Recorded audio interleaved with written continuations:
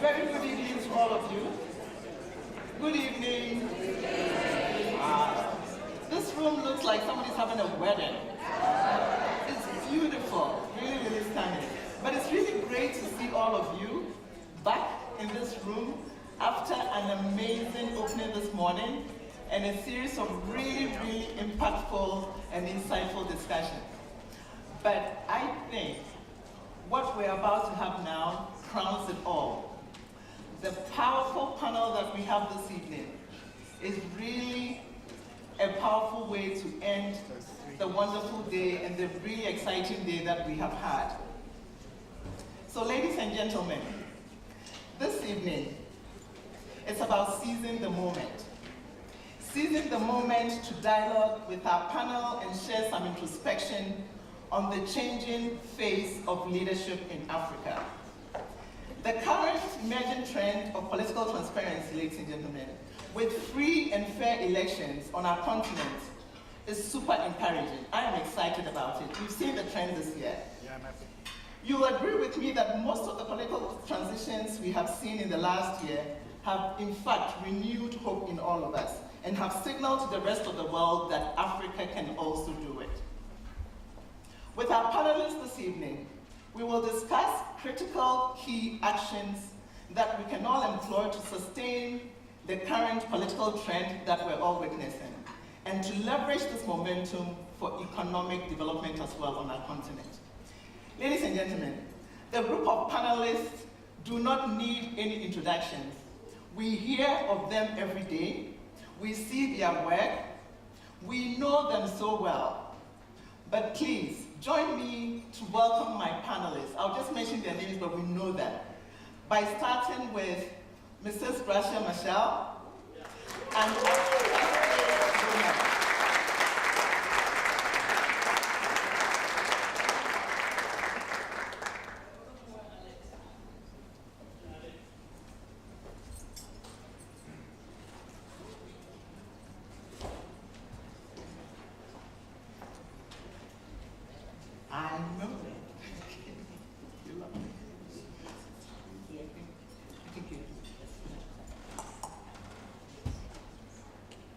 we also have Your Excellency Amina Gurib Fakim, most recently the President of Mauritius, a female president.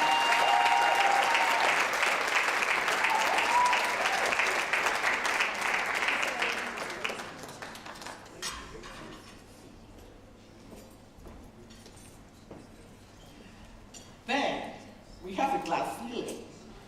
Dr. Herbert Wigwe, our gentleman on the panel, a philanthropist and a CEO extraordinaire of one of the largest banking networks in Africa, Access Bank.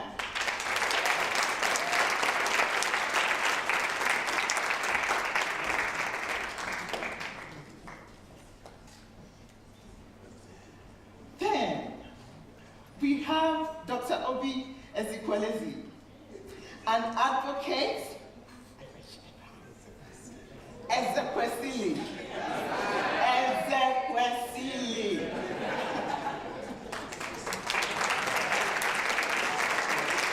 A powerful advocate all around, a phenomenal woman who has been driving change on the continent. Thank you all for joining us this evening. We're very, very grateful. So, the conversation is going to start, what I see as a really powerful conversation. So let me start with you, Your Excellency, Amina. You have had a remarkable career. Politics is the highest level of a president of Mauritius, and you've been in the academia and social transformation. From your experience, what lessons can we all draw from the emerging nature of political trend that we're all witnessing today? Thank you very much for having this conversation. You're starting with me and you're asking me a very leading question. I think again I'll come back to my narrative this morning when I said let's look to Africa 50 years ago when it was coming out of of the colonial presence. And if you look at the quality of the leaders we had then, we had of course major freedom fighters who were there. We were just talking with Madame just now. In terms of the context, we had people who had a will to do something, to free the country, to make things happen with the continent. Of course, we had a living legend who just left us 5 years ago. He was there for a cause. And we have seen the continent being convulsed quite a bit after this. And what we have seen recently has been an emergence of new leaders. New leaders who are now moving away from the army space. We are seeing new leaders who are now professionals, all sorts, a mix of people. And I think this new leadership of the new trained leaders that we have, these are the people who we can count on to change the narrative on the continent. And we are witnessing this, and we had a long day today discussing all this, and I think this is what is resonating across, is that we need that kind of enlightened leadership to do things differently. And I was speaking to Madame Michelle just now, is that there is still space on this continent to transform, to have transformative leadership, exactly as we had 50 years ago, because there's still plenty of space in which we can still make a difference. And I think some of the leaders are gearing up to this. And here, if I may cite a few names, I look at a country, I'll just be very, very honest about it. If you look at what Rwanda had been through, and if you look at what Rwanda is now, I mean, people can say many things, but I think I admire the leadership that President Kagame has brought to his country for now. So, and I'm sure there'll be many more coming through who will actually bring the change that we need and that we actually desire. Fantastic, fantastic. Herbert, your banking platform is across many African countries, so you've seen, I know you're in the private sector, but you've seen some of the transformations that we're seeing now. What is your take on it from where you sit as a private sector leader? No, I think it's important that people understand that the only way the private sector can thrive is when there's good leadership, again, in the public sector. I agree with you. They must work hand in hand. Now, we're seeing all of those transitions happening in most of the countries that we have been present in, whether it is Rwanda, just as Her Excellency mentioned, or it is places like Sierra Leone and several post-conflict regions, but they're going through much more interesting transformations 10 years after. Absolutely. Okay? Now, so we're also beginning to see it in the businesses, so the businesses are picking up and all of that. It is important, all right, that people understand that the only way the private sector can exist, all right, is having a strong public sector presence. And that strong public sector presence only comes from a strong democratic foundation. And that's extremely important. Amazing. Yes. Fantastic, fantastic. Thank you so much. Thank you for that. Mrs. Michelle, a real force to be reckoned with. That's how I see you. Listening to Herbert speak, we can clearly see how strengthening health system goes beyond the public sector and how the private sector also gets involved. You have done outstanding work as a philanthropist and have had several accolades in transformation work as well. So as a philanthropist, how do you think non-elected leaders, such as yourselves on this panel, the philanthropists around the room, can positively influence political systems in Africa? Let me begin by suggesting that any nation should, in my view, have something like a national compact. Clarity on, as a nation, what are the targets and goals we have to achieve together in a certain period of time. And political leadership, business leadership, academic leadership, social organizations of different kinds, including philanthropies, to be clear that we are all part of a nation and we have a national agreement on where we have to go and how to reach certain goals. In that space, we agree, but we take responsibility according to the sector in which we operate, and also we account. So many times we expect us to make governments accountable, but shouldn't we also be accountable in the same space? I mean, business should account to that space. Philanthropists should also account to that space. Academics to see that we are all working together for a common goal. But your question is, how do you keep government accountable? I think one is, if the goals are clear, then you engage in an exercise of give and take. Because if we go on to ask them, and why you are not doing this and that, the relationship can be very tense. Yeah. You say, we as a philanthropist, we offer this. This is what we have been doing, whether it's in health, in education, in different kind of things we are doing. We offer this, but we see the government, for instance, lacking, whether it's legislation, whether it's regulations, what many times is called the environment, the conducive environment. So you indicate where the government has to perfection its responsibilities. In a way, you say also, I recognize I have responsibilities, and this is how I'm performing. So you create a relationship of give and take. That's what I would think it's the healthy way of accountability. Yeah. Fantastic, fantastic. Very well said. And I'm just wondering, Heben, I'm coming back to you again, because in all of this, we believe that the private sector has a role, but most of the time we sit back. Private sector, we sit back quite a bit. So coming back to you, because you also have a platform, you're in so many different countries, so you see a lot. Yes. What is your take on that? How do we create this balance, building on what Mrs. Michelle has just shared with us? We are all jointly responsible for the development of the societies in which we exist. And until we all appreciate that, we cannot hold just the public sector responsible, and we will not make progress. That's the first thing. Yes. Secondly, we must also realize that the era of just waiting for foreign donors to come in to support the continent is long gone. Can we give a round of applause? We have to do it ourselves. If they come, fine. Otherwise, nobody owes the continent anything but ourselves. Exactly. Okay? Now, several years ago, my former chairman is seated here, we started a big crusade, for instance, at the time when we were having donor fatigue with respect to AIDS. And we carried that flag and we said we wanted to go across the continent, getting the private sector to support this whole fight against HIV/AIDS. Now, the foreign donors came later, but that was fine. As far as we're concerned, let us come together and work. So it's all about working together. Now, several things need to be done, and I'll bring it down to my own sector. One of the things we found out is that international institutions are technically disintermediating Africa. Understandably so. I mean, they'll tell you about the growing cost of compliance and all sorts of things, across the world. Now, what that does is that if we don't stand up to solve our problems, and I'm talking about both private and public sector, all right, you get into that vicious cycle of poverty. You never get better, and then they keep seeing Africa with all the narratives: despotism, hunger, disease, etc., etc., etc. So the private sector has to stand up. So if you have banks or you have in the financial services sector, you have to rise up to become a global enterprise, all right, to support the continent to grow. So that is what is critical.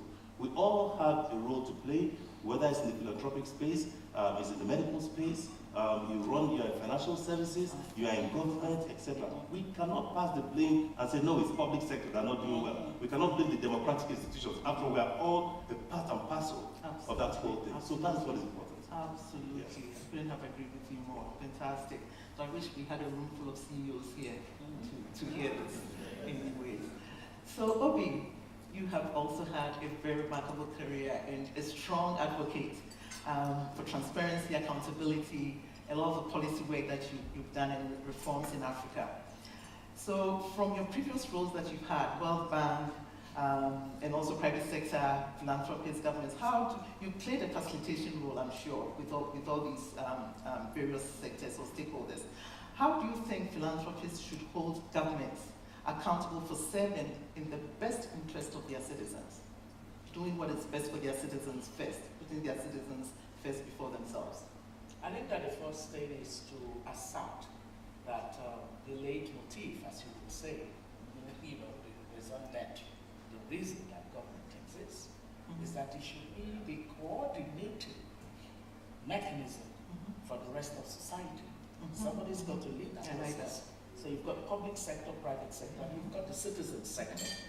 But the government, at the end of the day, is the sovereign entity.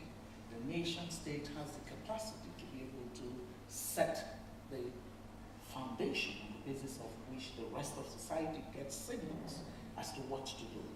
And that being the case, it means that the superordinate responsibility of government must be established. Every other sector trying to do anything resembling the basic role of government in providing the ambience on the basis of which society functions is simply complementary. So we must not substitute government with private sector or substitute government with a philanthropy sector. That's one.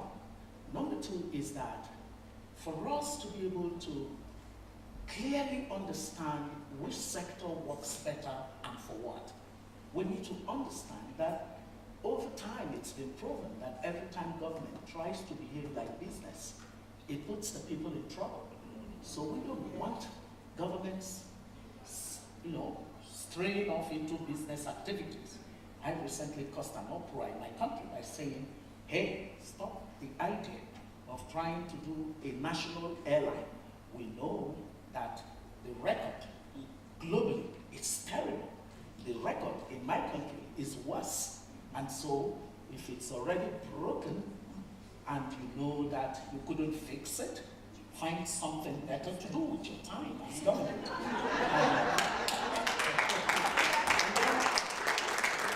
And then for the philanthropy organizations and the sector, the role that they particularly have is that there are gaps. There are certain gaps in society where government may not be able to reach to. There are things that government may not be able to do as well as that communal spirit, that spirit of buying your social license by participating in the process of helping people within the community. When civil society or philanthropies do this, they do it as a matter of ensuring that they are participants in the process of solving some of the problems of society. Now, if all of this is clearly understood, these role definitions are understood, then what would happen is that for the accountability issue, the public sector, the private sector, as well as the civil society sector, including the philanthropy organizations, would understand that there are certain gaps. For example, there are things that you do well, which when government tries to do it, for example, providing education, some of the non-government actors have learned some things better than the public school system. How do you bring an intersection of that knowledge with the way that the public sector currently functions? So knowledge sharing. You could also look at issues of gaps in evidence-based policy. Private sector does not just go widely into things. But governments without any strong civil society looking over them can just wake up one morning and decide on a grand project without caring that it is a huge opportunity cost for the poor. So evidence-based research, I loved that panel that discussed research earlier today. It was the most fantastic panel here today. And evidence-based policy orientation, you can force the government into a vortex where it normally would not like to get into by showing, without even saying a word. You do some research, pay for some research, and you put it out there.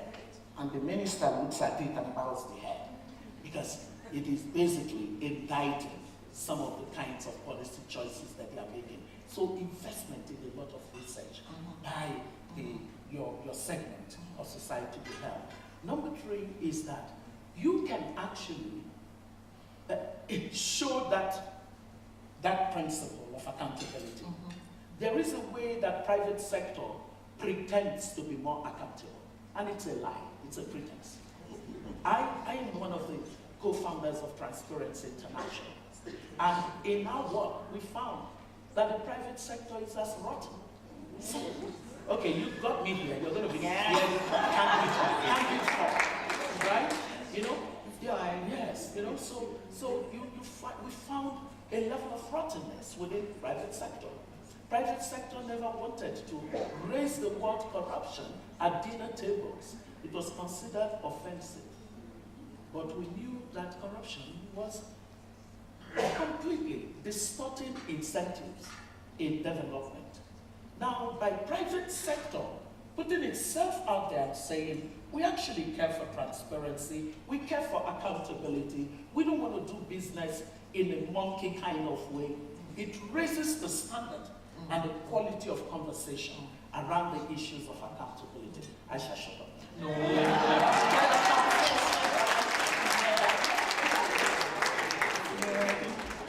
Very, very interesting sort of opinions and viewpoints. Very, very interesting. Putting the private sector on the spot. I'll come back to you to answer that.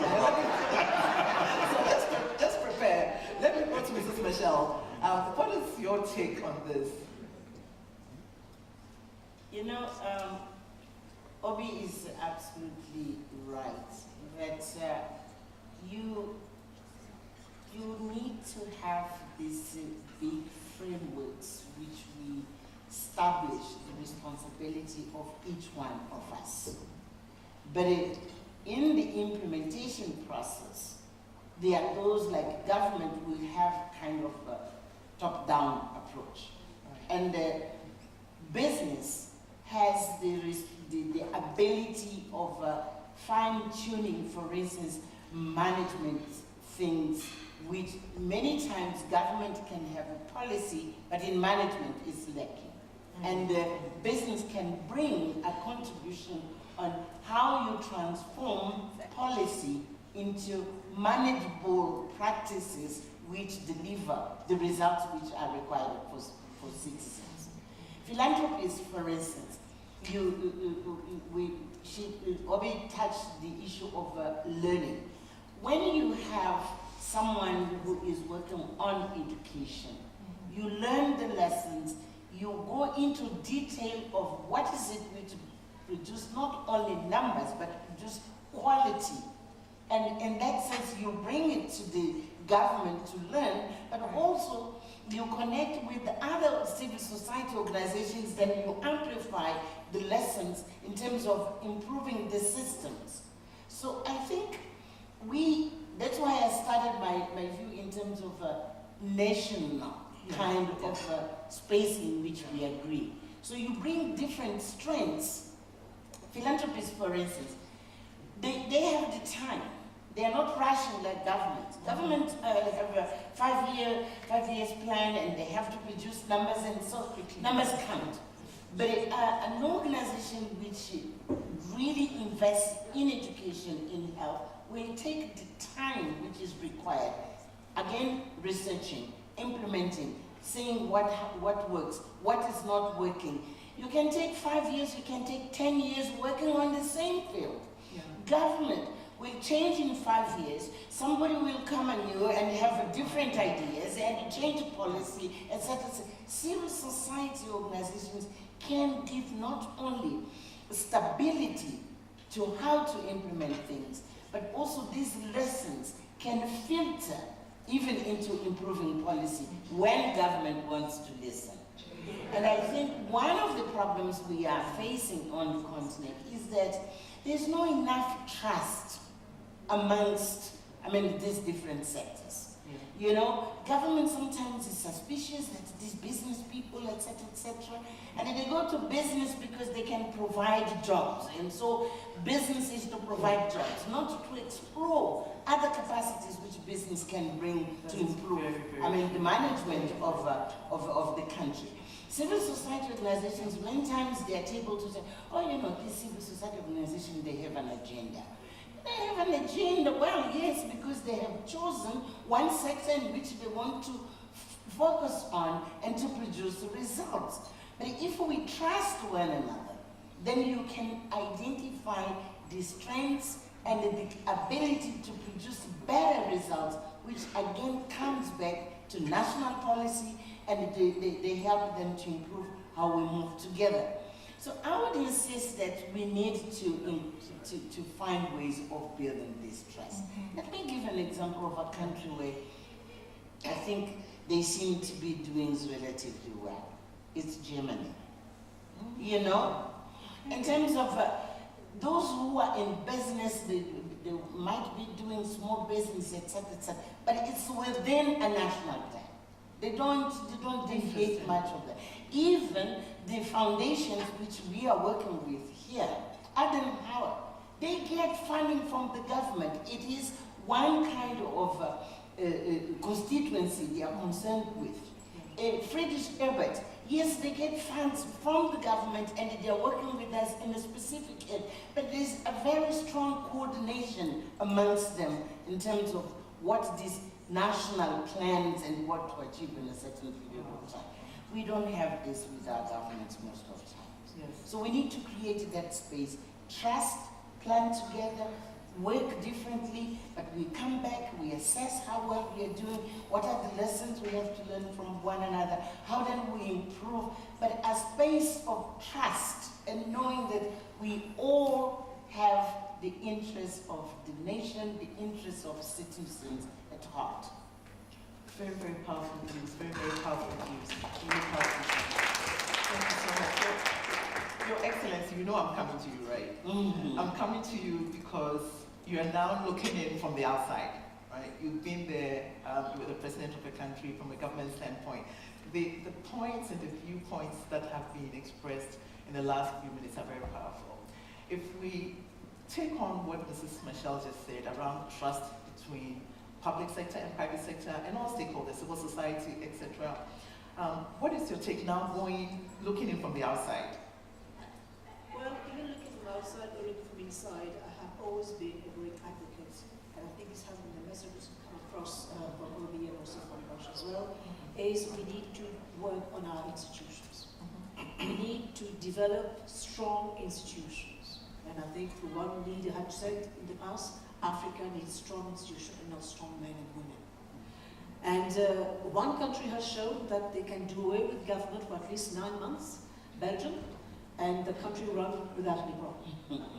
So, okay, it's taking it a bit far, but what I'm trying to say is that when countries have invested, and I think this is the message which come out from OB, coming out from Madame as well here, that from Russia, sorry, that to increase this notion of accountability, to look at the issue of national compact, issue of global compact. These are all institutions that are promoting certain values. Right. And the certain values is trust, as you have rightly said, but also values of institution building. And I have always said, coming from the academic world, we always look up to the Harvard, we look up to the Cambridge, we look up to the Oxford, we look up to Cape Town, we look up to Pretoria, because these institutions have invested and have appointed guardians of these institutions. So these people, the mandate is when they come into the institution and by the time they leave, they have to ensure that the institution has become stronger. And this transcends government. Cambridge has existed for over 600 years. It hasn't moved in iota in terms of quality because the guardian have ensured that the institution reputation is preserved. And this is something that we have to build in. As I said this morning, credible data will come from credible institutions, and credible institutions are made with credible people, and this has to be sustained throughout. Up until then, we will still be going to this narrative of discussing whether we should encourage accountability, whether we should be, we have to keep on building our institutions. Can I come in here? I'm sorry to... No. You know, one of the issues which worries me in this African narrative is how do we, in this building of institutions, how do we generate knowledge which transformed our own institutions? In this case, I'm talking of the high level of learning and research to be credible enough to generate the knowledge which, yes, it can be universal, but it responds directly to the needs of our own people at the stage in which we are. So why do we have always to go to Harvard? Why do we always to go to Cambridge? We can, we have had already in the past universities really of a high quality. And it's high time African countries and African leaders in this case really to invest in those institutions, to generate knowledge and to give rise to our scientists who have to shine and to show that they connect knowledge but with the realities, and the realities they also feed into what they have. For instance, I would ask you, how many countries do have a very clear research agenda in which you can say universities are researching because yes, they need to develop knowledge, generally speaking, but really they are responding to specific issues which society needs them to do. Many times we have hundreds and thousands of research papers which are putting dust. They are not being, useful to solve our problem. Yet, then you will go to SOAS, I'm Chancellor of SOAS anyway, but you will go to other institutions in the north to look for knowledge which has been developed in the perspective of what those institutions, what they pay for, they choose what they want to research on the continent. But we need to be the ones to be very intentional. Like, for instance, one of the examples, positive examples you mentioned, the issue of HIV. We did have some universities who really confronted HIV in a very focused way. But I think, why, for instance, we do not know enough of how to produce food on this continent? Food. Yes. Food for us. And food, and it's not only, to have maize and cassava, etc., but a diversified food. And so that we have not only in quantity, but in quality. So that we confront the issues, for instance, of stunting. Who is studying the problem of how to overcome the tragic situation of having 43% of kids in this continent are stunted? But where do you find a serious, line of research and feeding into policy, feeding into implementation for us to overcome stunting? So again, this issue of, we need to be developing really intentionally our institutions to be responding to the challenges even more, to be forthright and looking forward to what we are in the 21st century. It's not only to deal with the issue of hunger, but how do we catch up in science and technology with the rest of the world? That is not very clear. If you look at our universities, most of them, they are not, ahead of times to help to transform society. And I think this is one of the issues we have to discuss, because we have brilliant people sitting around this table. And when we say we have to work with our government, this is part of what we have to bring to the table. And there are a lot of philanthropists here who are doing work on higher education, who are investing in education, and this is part of also our role as philanthropists. Exactly. And all the various stakeholders. Very, very powerful point indeed. I told you we were going to crown the day with really powerful discussion. Just 2 points to quickly run what Russia said. In fact, you're absolutely correct. If we look at the HIV problem that was present, of course, in the 1990s, 80s, 90s in Africa, they did a study precisely in rural areas where people were feeding on sorghum, were feeding on traditional foods. And they did the same study in town, where people were feeding on fast food. And they found that those people who were precisely living in the villages, right in the rural areas, they did not develop full-blown AIDS because of the quality of the food they were eating. That's one thing. Second thing, which is also coming out big time now, is when we come to drug testing. When we do clinical trial, it is found that increasingly we need to diversify, because the genes, the African genes, respond differently to the treatment. And not just in terms of genetics, we're also looking in terms of gender. So men and women don't even react the same way. Now, increasingly, in fact, there was an article recently in the New York Times to show that they need to increase more Afro-Americans in the United States into the clinical trial because the dosage differ, because the genes react differently. So these are issues which bring us home again to the fact that this is why I completely concur with what Gosh has said. Invest in problems, but also not forgetting that we also need blue sky research, which is something that we don't do enough because we are very focused on short-term implementation of our research agenda, but we tend to forget that knowledge generation is 50, 60 years down the line.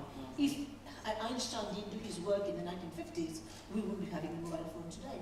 So these are things that we have to bear in mind, that knowledge generation also comes as part of the investment process of our institutions, which unfortunately is still lacking. And business actually are good on this.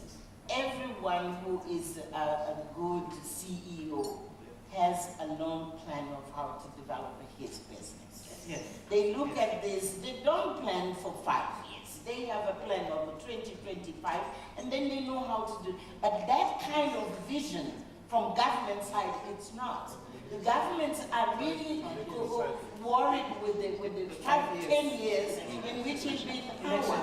And that's the discussion I'm trying to bring here. That we are looking at a nation. We are not looking at the administration of a country in a specific time. And the experience of investing, and when we use the word investing, we mean investment. It means you are not going to have the result in 5 years' time, possibly. You look at a long-term perspective. And this is a contribution which private sector can bring, civil society organization can bring in the discussion with governments.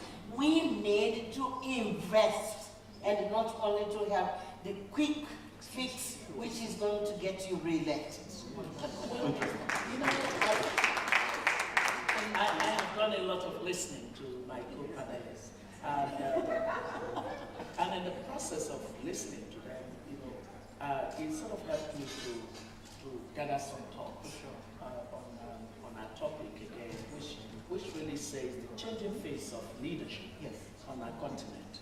And I do think that it is important for us to question our leadership recruitment process.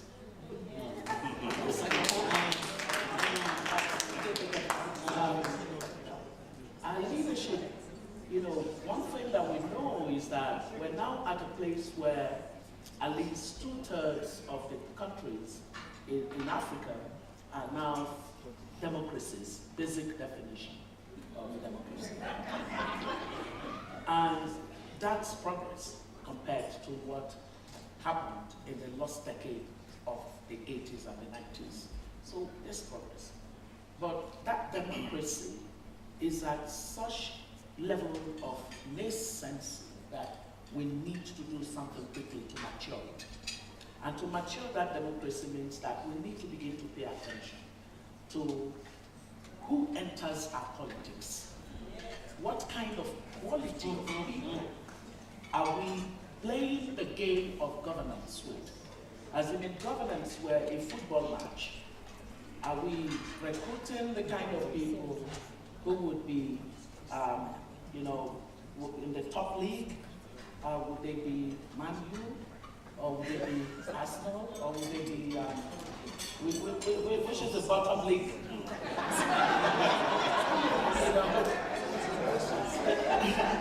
we have to start thinking. We have to start thinking of governance and the recruitment of the operators of our democracy.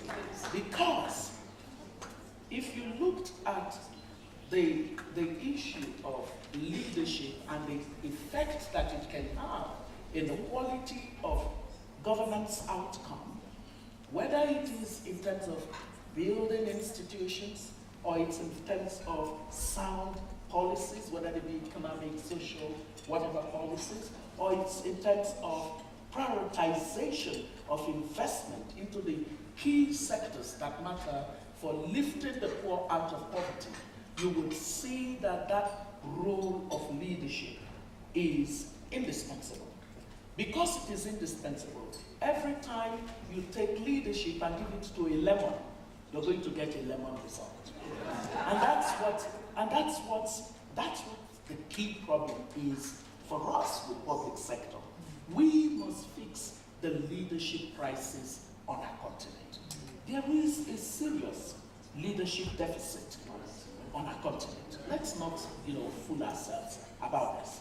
So, what must begin to happen is that civil society would need to get the attention of some of the philanthropists to sort of say, how do you begin to look at leadership as a deliberate process, where you're actually developing leaders, not just training people to be technical. For technical problems, we can buy technical solutions.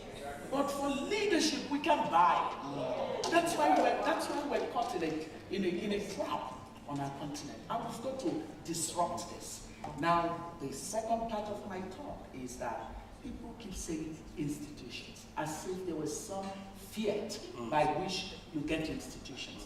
I dare to say to you that governments put in place systems and processes and agencies, but they don't become institutions. No. They only become institutions when citizens awake and understand that lethargic citizens don't build institutions. You can wait forever.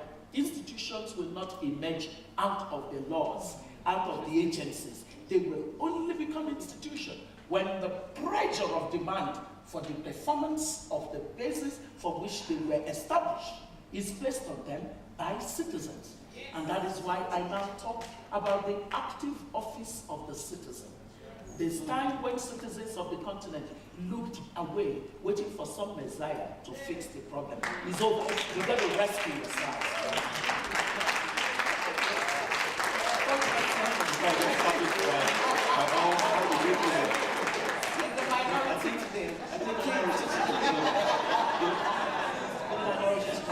Never a minority.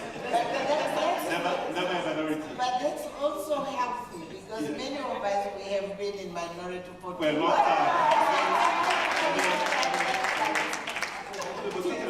about the changing face of leadership. I think it's about the changing face of leadership in the private sector, the changing face of leadership in the public sector, in civil society, etc. Now, if we come to the private sector, is it just about making profits at all costs? Do we care about issues around sustainability? Do we care about issues around the underserved markets? It was Tabon who was talking about markets and demand and supply. All right, and if the private sector stops at that intersection, what happens to the people who are underserved? There's social pressure building up. I think the changing face of leadership also must be brought to bear in the private sector.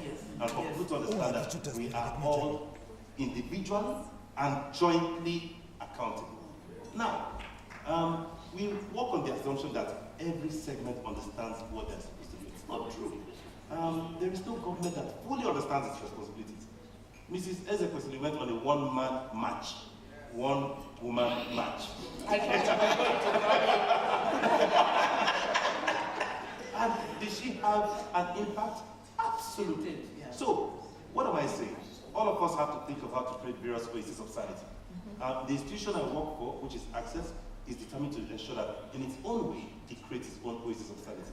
Now, the time that you keep talking about, oh, let's wait for the appropriate leadership, what is this? No, we have to get into the doing, all right? I'm tired of thinking and looking back and saying, let us wait, things are going to get better. No, we have to actually get into the action mode. Who's going to make it And better?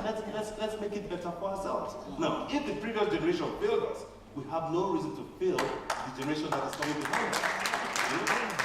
And it's the truth. I mean, I sit between some of the most powerful women in the continent and who are saying the greatest things possible. Now, what do we really need to do to change all of this narrative? It means each and every person here has to join that whole exercise and start to show and portray Africa in a totally different light. I don't see myself just as a Nigerian. I see myself as an African as a starting point. All right? And then I just happen to come to that from Nigeria. We all are not, nobody here would have determined where he was born. Nobody. All right? We just come from this continent. Now, what do we do about making sure that the whole continent is seen as one market? How do our leaders, all right, and I'm talking about both private and public sector, ensure that they are interconnected? It is only then that we can create a strong truly strong Africa, all right, that is standing, side by side with other global markets. Now, but the good news though is that things are changing for the better, and we have to comply. Now, some of those stereotypes around bribery, corruption, as if it were just from Africa, those words are English words after all, if you get the point of it. I mean, they've existed everywhere in the world, but the world is craving for a new type of life, new values, etc., etc. And I think what is important is for us together, jointly, together with our leadership, to say we're not going to be left behind. All right. Each time, all right, we don't rise up to the occasion. What happens is that Africa gets left behind. And what does it mean? Great private sector leaders, whether they can go to the world, people, doing different things, would never emanate. So we have to do great things, and we have to get into action, the real actionable mode, whether in civil society or in private sector or public sector, to solve it. A case in point, like you mentioned, Rwanda has done something great. Absolutely, whether you like to believe it or not. I mean, I don't care what people think about the leadership there. It is a great, something that's happening. All right. We are also beginning to see certain things in other countries, all right, in West Africa, perhaps not at the same scale. And until civil society leaders also rise up and tell government, this is our expectation. Citizens stand up at elections and say, this is what we want to do. If you get the point of it, then only, all right, we will be able to have and get the momentum to do that.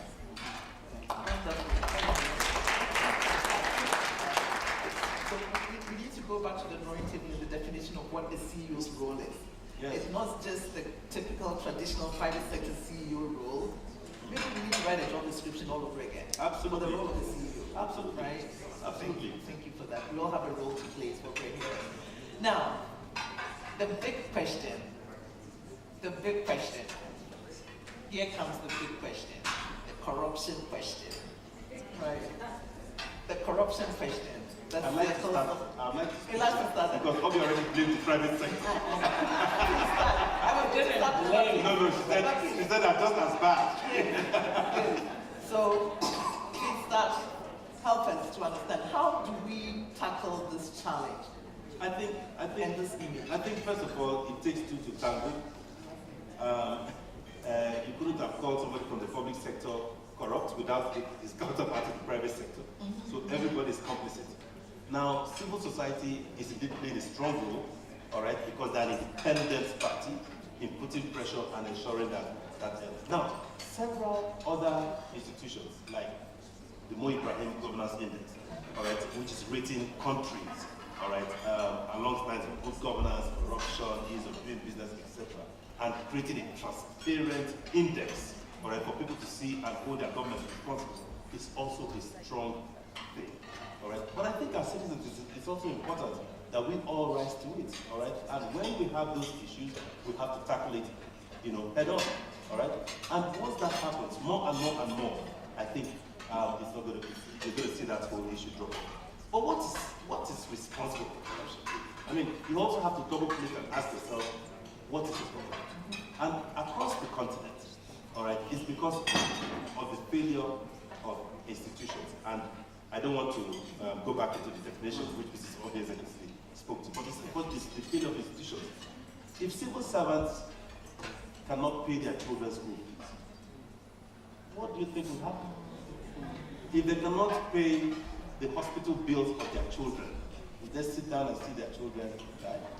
All right? So we have to ask ourselves, are those basic things required to ensure that there's adequacy in terms of lifestyle and standard of living for those people? Okay. If you don't provide it, it is just a natural human tendency for it to happen. So, governments have to think of how do you lift the citizenry out of poverty. And it's not just government, all right? The private sector has to ask itself as well, what are we doing in that respect? Yes, what are we doing in that respect? Now you make money. What are you doing with respect to the underserved? All right, I come from a country where 60% or 65% of our population is under 35. All right, and there's a large number of children who are unemployed. What will happen to the future of those children if you get a point of view? So until we all start understanding, all right, and providing for that generation, all right, it will be difficult to solve that problem. But that solution can only start from today. Yes. And I think again, all these opinions and views think we all have a part to play as individuals in this room. We all have a part to play. But I know that the audience is itching to ask questions. This has been an amazing panel, but let me go to the audience and take some questions.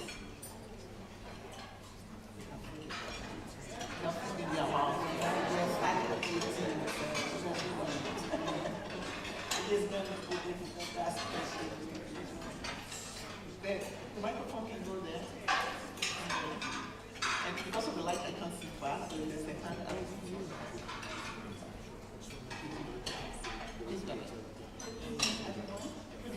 My name is Nana Spielberg. I work with the African Development Bank. And this question goes to anyone on the panel who cares to answer. We have seen recently that, as the CEO of Access Bank has said, the African continent is very young. And as a result, we've seen a lot of the new face of leadership be young people. So we've seen this in Ethiopia. I lived in Tunisia for 5 years, lived through the Arab Spring that was raised by young people. We're seeing it in Gambia and so many other countries. So if you had an opportunity to tell the youth, particularly those that are interested in politics or entering politics, any advice, what would be the one thing that you would advise them in order to realize some of the points that you've raised during the conversation? The next generation. Very good question. I would say, take tomorrow. Your future is truly in your hands. I think, even though it is largely government's responsibility to provide the appropriate and enabling environment for people to thrive, I think young people and the use of social media these days, which has, by the way, its own deficiencies, all right, can put pressure on everybody, all right, to ensure that the youth are adequately supported. Because actually, they truly represent the future of our continent. Now, most of the conversation that has happened today has had to do with the creation of institutions, the determination of our future, accountability, etc., etc. If you have a young teeming population, they can determine the future of that country. They can determine what happens at elections, if you get the point I'm trying to make.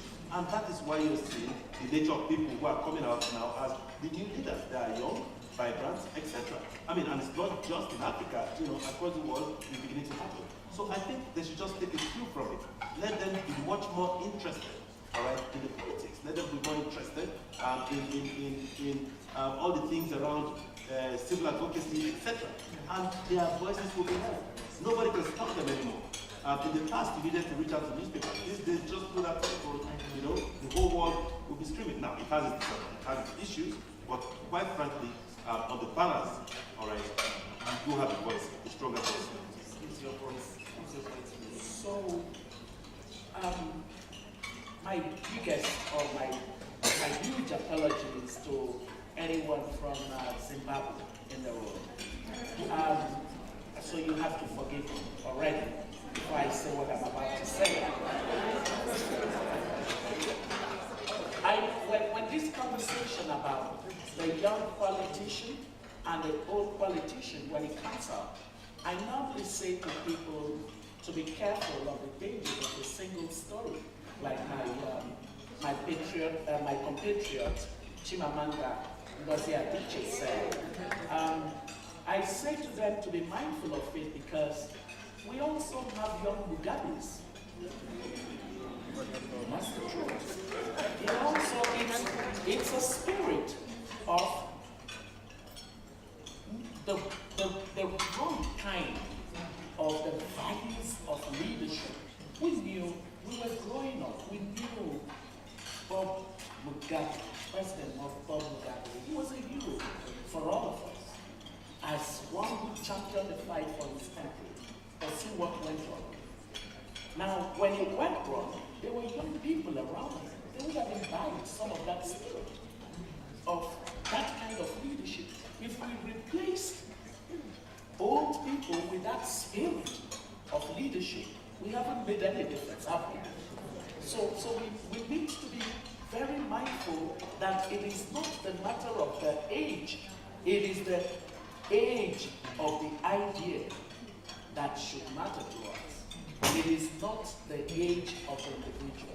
It's the age of the idea that backs up the leadership nuances, leadership values, leadership style, leadership vision, and we are missing that when we do the conversation as purely a conversation of young and old. And then the second thing is that for a young person to begin to think of leadership on the continent now, they would need to think of it from a differentiation perspective, right? They need to sort of say that the leadership of their parents didn't deliver much for the continent. But this is the best opportunity that the continent has to claim the 21st century. So we cannot have incremental leaders. We must have disruptive leaders from amongst the young people.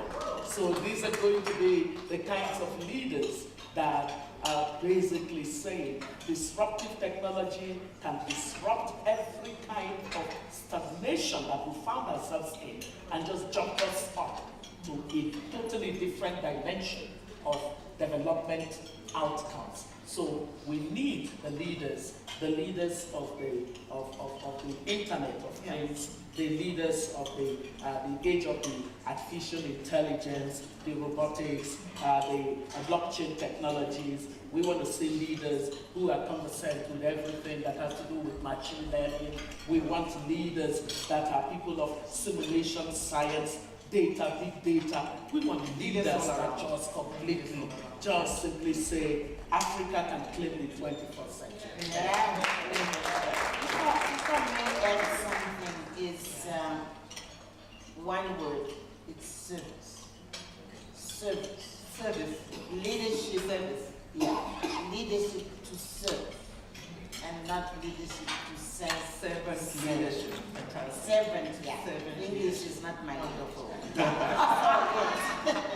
So yeah, it's one of the issues, and Obi put it right. It's not an issue of age or not age. Although we must say, if our nations have such youthful, populations, young people want to see themselves in the leadership as well. So there needs to be a balance in terms of having some young people who take up high positions in politics, high positions as we have in business, etc., so that young people will identify themselves with the kind of thinking and the energy which comes from being young.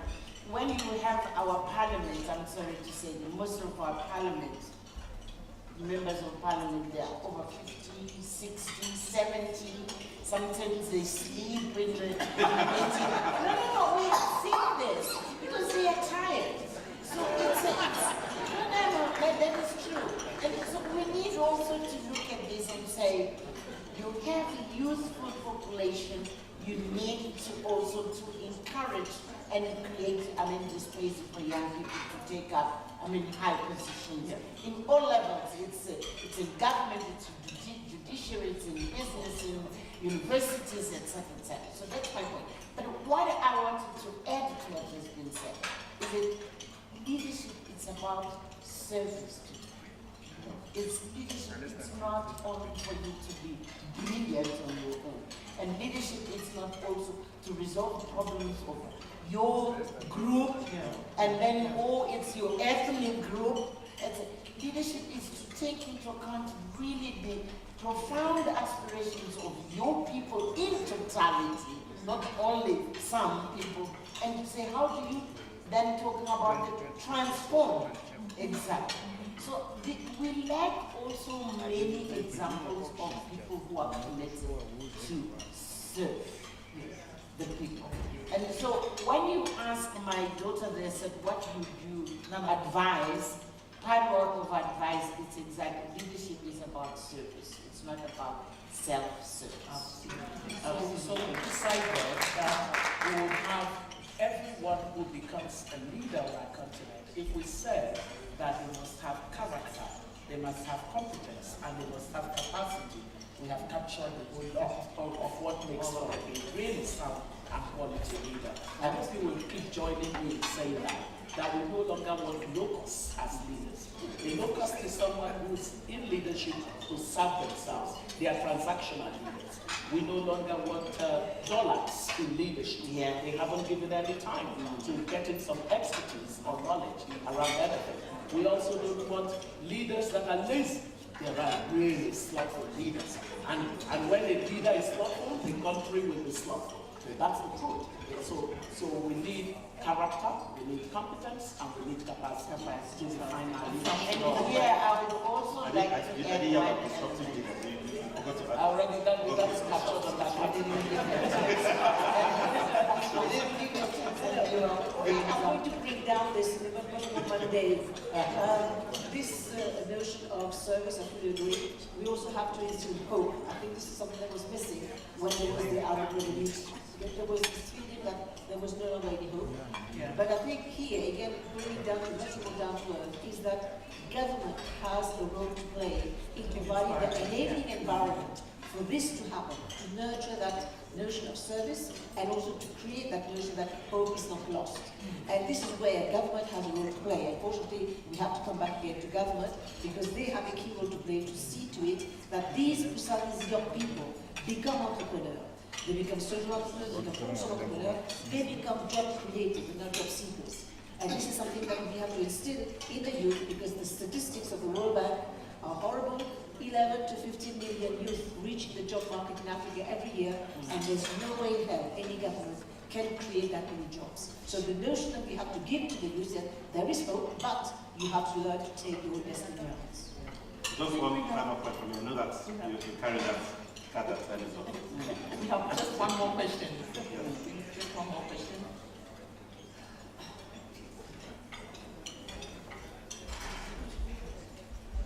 Take the microphone. There's a question.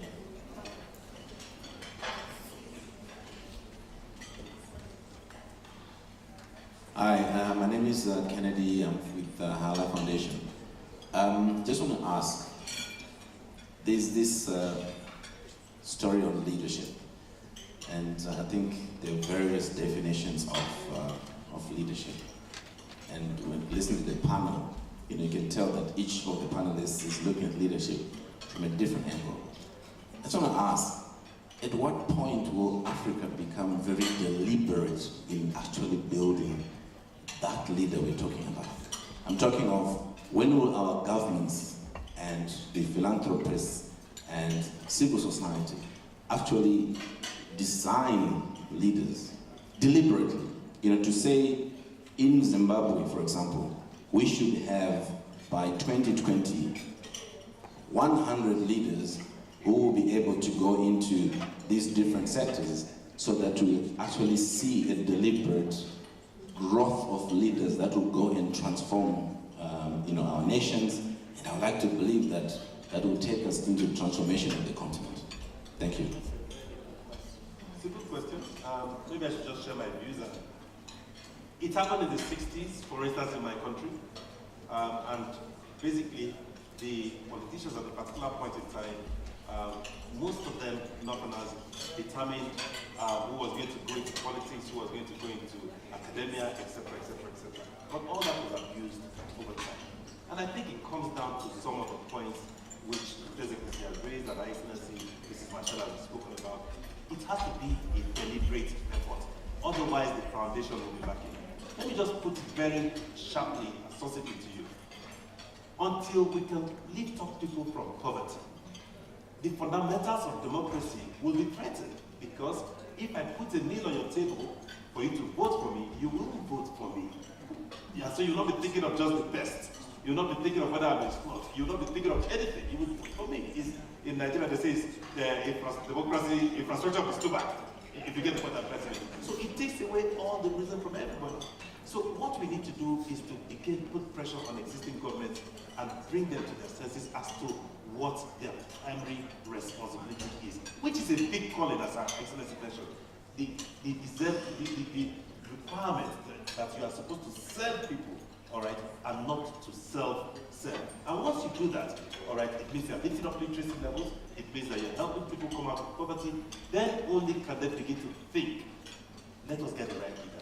Let's get that disruptive leader. And then corporate people pay the tax. And As well. Can I be practical and say to you that are gathered here, that you could actually decide that you're going to embark on a project on building the kind of academies that deliberately, intentionally, strategically produce a leadership pipeline. I currently, one of the things that I'm working on under the program that I run, basically advises presidents and their cabinets on how to really just articulate sound economic policies and human development policies, as well as execute them. In addition to that, we're working on establishing an Africa Academy to train policy people who go into government and can do really good work. So I think that this organization, this forum, you can decide on the project of that kind. Africa is vast. The pipeline that we need is huge. You can work on that and achieve that. I think we need to, what you're saying is we need to take the tool of the likes of African Leadership Academy, African Leadership University, the Fred Swanica story. We need a lot of that as well. So that being said, what an amazing discussion, but I have one final in closing from each of you. If you can just share in a sentence, share with me, what would you like your legacy to look like? Or what would your legacy, what are you looking to leave behind? And then, in a tweet, from each of you, in a tweet, as we go along, from Herbert, what is a tweet that you would tweet to the private sector leadership? You made some very powerful points. Mrs. Michelle, a tweet of advice to African philanthropists. Your Excellency, a tweet to governments and the public sector. Obi, a tweet to policy makers. So 2 sentences. One is your legacy and one is the advice, the tweet that we're going to send out to the stakeholders. Start from that. I definitely have not been worried about legacy, about my legacy. I'm very honest about it. I've been simply doing things which I believe are important to do and I feel passionate to do. And what is going to give the legacy is the business of those who are going to judge how positive or not positive it is. So I'm not really able to answer that question. But the Twitter is so what? On what? To philanthropists, to the people Philanthropists. yes, African philanthropists. What advice if we have to send a tweet to African philanthropists? Most of people who are gathered here today. Be deliberate in transforming communities in which you work. Transform. It's not only providing services, to transform those communities. Thank you. Thank you. For youth, I would say that your success will be my legacy. And the one in terms of, because we have been talking about corruption and of course the private public sector, every corrupt action makes the country weaker. Fantastic. Fantastic. Very powerful. Thank you. Thank you. I do have a legacy, I do have a legacy, unlike Her Excellency. She doesn't need to have a legacy because she speaks for herself already. I want to be seen and known as one who has, with the team, created a strong, formidable platform that has helped several millions of Africans come out of poverty. That's what I want to do. I think our young population in Africa is our strength. The private sector must use its strong convening power to ensure intergenerational collaboration, because only then can we unleash the true power of that young population that we have. Fantastic. Fantastic. I would like to be remembered as the woman who refused to negotiate her values.